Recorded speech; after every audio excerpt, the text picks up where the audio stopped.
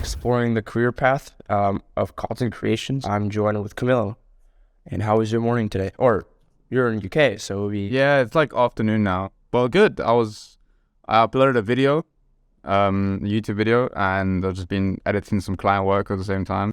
So I invited you to talk about what your job looks like on a daily basis. And I've been recently viewing your Instagram, your YouTube, and you're successful. Like, you're growing and stuff. Thanks. What do you do? Like, what's your kind of expertise? So on an everyday basis, I'm a video editor, content creator, and I make videos on YouTube I make tutorials and I teach people how to edit, how to make content. And at the same time, I shoot videos and I make videos for clients, for other people as well. And I run a small agency of 5 editors that we do a bunch of client work. And that's on a day-to-day basis. I just edit videos. I'm just on Premiere Pro every single day. But I also, the videos that I make on YouTube, the tutorials, I try to make them funny and entertaining, because I find that tutorials can be so boring. So I added this little bit of a spin of making things a bit more entertaining and funny. And there's a little bit of stories in some of them. And from that, I've developed almost like an education platform. So I have courses and I have a site that people can get the project files. So that's pretty much it on a day-to-day basis. I like one of your "let us begin."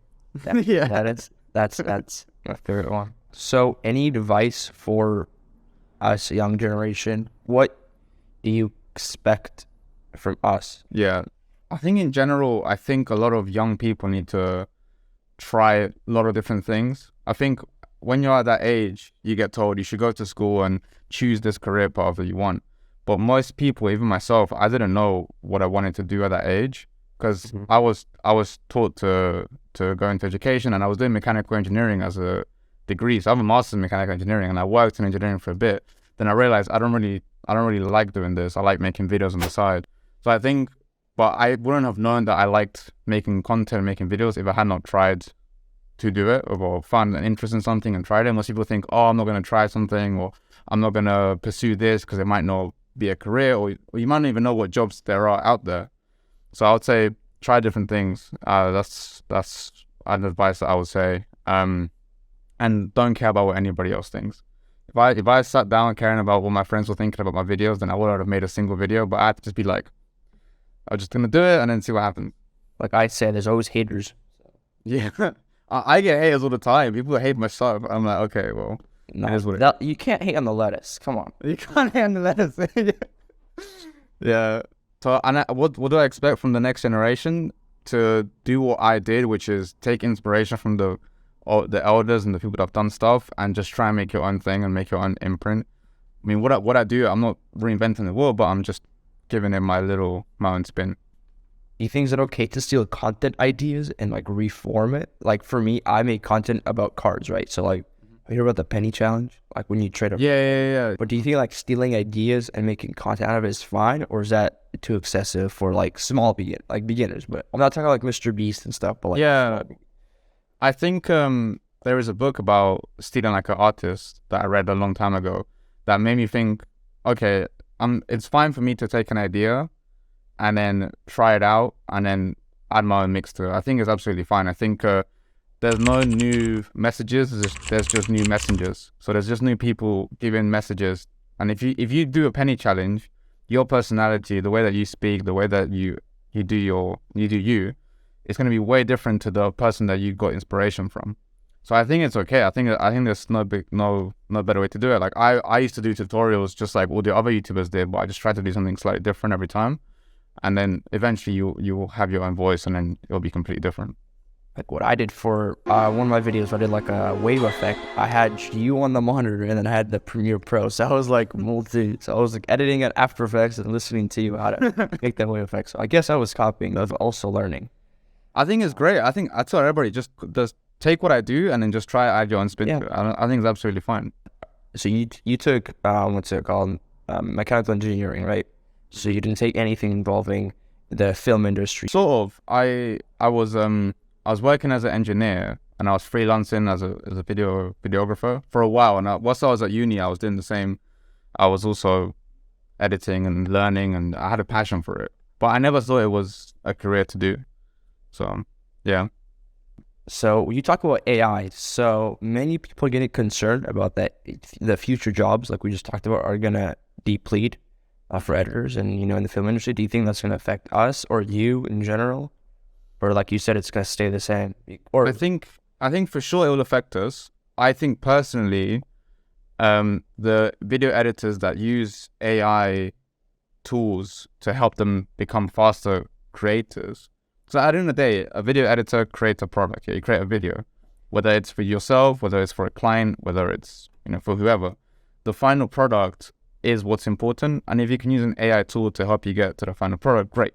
I could sit here and be like, oh man, I spent so long learning Premiere Pro. Now I type something and then an AI editor does it all for me.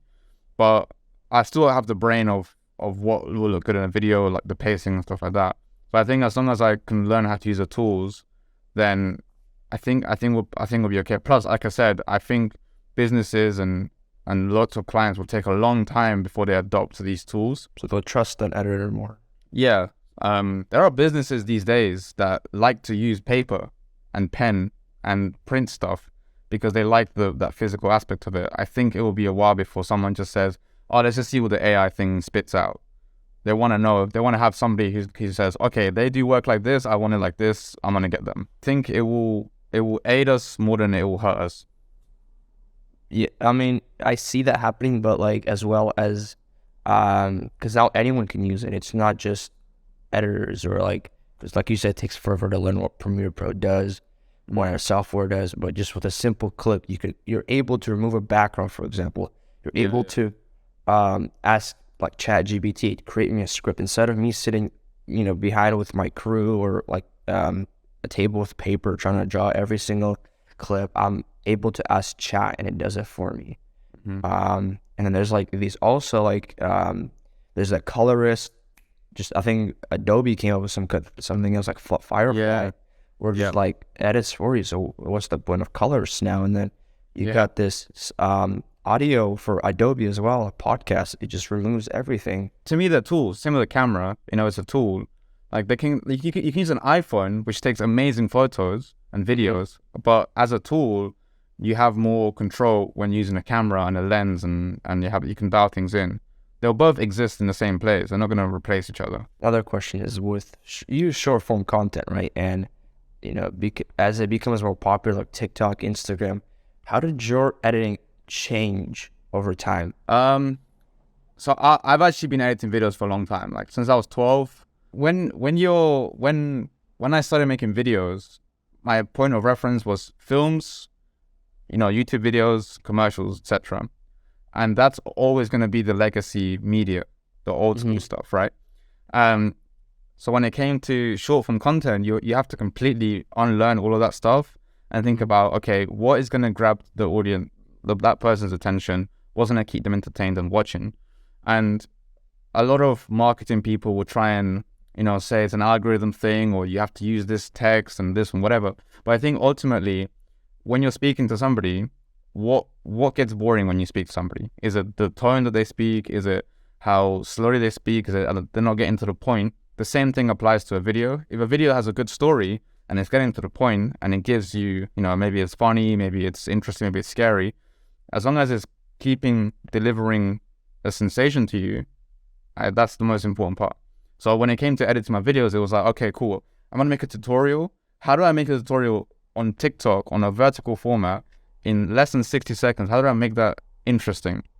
Is it going to be the text that I use? Is it going to be jokes? Is it going to be, I had to basically watch everything with that eye. Like I imagine somebody in the back of my head saying, this is getting boring. I'm like, okay, cool. So what I do? Okay, I'll zoom in here. I'll throw in a joke there. Okay, cool. Now I watch it again. Oh, this is getting boring here. Okay, fine. What do I do here? And then I realized that my long form videos also became more engaging. Because if I can grab someone's attention in 60 seconds, in like less than 60 seconds or 30 seconds, then I can apply those principles to longer videos that are, 3 minutes, 4 minutes long. So it has made a massive impact, yeah. Because I know someone told me, like, put your phone next to you and then start watching. And the second you pick up your phone, that means you're disengaged. So is that what you do? Like, you kind of like have that mentality? I think it's more of just, I watch it again and I just think to myself, what part gets boring? When I start to just gaze into nothingness and just let the thing play, that's when I know I'm getting bored. Just like put a check mark. Like, yeah, it's the same thing when I'm looking at, you know, selecting a shot for a video. Like, is this clip the best movement? Is it the one with the best composition? Is it the one with the best angle? It's that kind of same mental checklist over time. just learned how to do the Mr. Beast zoom in when he starts his videos. And I use it on my using it on my videos, and I wonder how well it's going to impact the retention rate. So Yeah.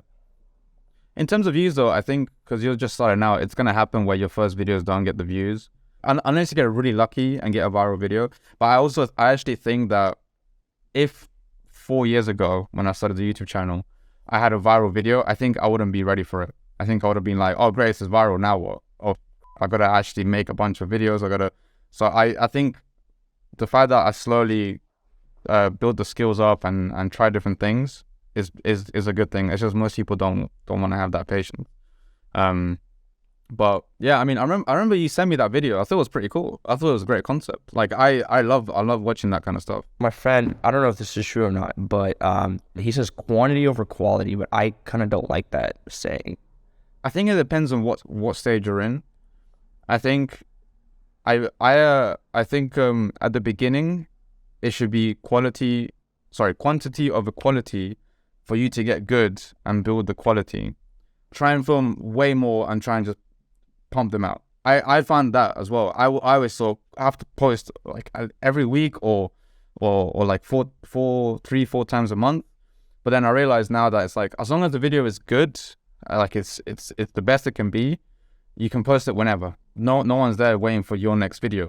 I'm waiting. Okay. But you also have other stuff to take, like preoccupy yourself, right? How my brother, he makes fun of me. He says, Michael, why are you watching the same YouTube video 3 times? I'm like, it's okay. I'm watching how, his storyline goes, and he gets, because we watch it together, right? He's a YouTube fanatic as well, and he keeps yelling at me like, dude, you gotta stop. It's not funny. It's annoying. Let's watch another video. But I feel like having that passion, rewatch it multiple times and like take notes is really important. Yeah, I've done that a lot actually. And then last question, what are some characteristics as a content creator, editor, filmer? I know you do filming, cars and for clients. Ooh, characteristics. I don't know. I thought of being like really having the social aspect, like, being able to communicate with others. Like for me, the other day, I was trying to get some clients, for sure, like, and I was walking around this plaza, and I was like, yo, I make car videos. Here's my Instagram. If you want to follow it, we can communicate, blah, blah, blah. My friend is really shy, so he's the one who sits on the bench and observes it from the side. I mean, I agree. Communication is definitely a massive factor, not only when it comes to getting clients or delivering information or asking questions, but also when you practice good communication, when you make the videos, you know what should go next. For example, when I have editors that work for me, and when they make a video, I look at it and I go, this is great. The editing is great. The color grading is great. You got motion graphics, whatever. But the information is slightly jarring to deliver. It's not delivered smoothly. Mm-hmm. Maybe you can have a better visual for this statement, for example. Mm-hmm. So communication is definitely a key aspect. I don't know how you can learn it. I think it's just practice, making more videos and then critically looking at it. But yeah, I agree. All right, thank you so much. No worries, man. You too. Bye. Take care.